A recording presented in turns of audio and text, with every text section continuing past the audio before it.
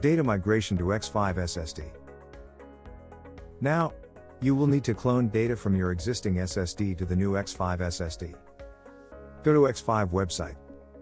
Quick Start section. You can also refer to the data migration guide for cloning. Using X-PHY Data Migration Tool. Download X-PHY Data Migration Tool from the website. If you experience this window pop up, just click on More Info and run anyway to continue with the process. Your X-PHY migration tool should start installing this instant. Once installed, open up the Data Migration Tool. Select Source Drive, then Target Drive and click Play. A message window will pop up prompting you that anything in your X-PHY SSD will be erased.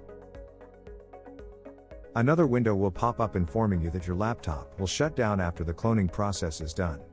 With the cloning process done, now you are ready to install X-PHY onto your laptop.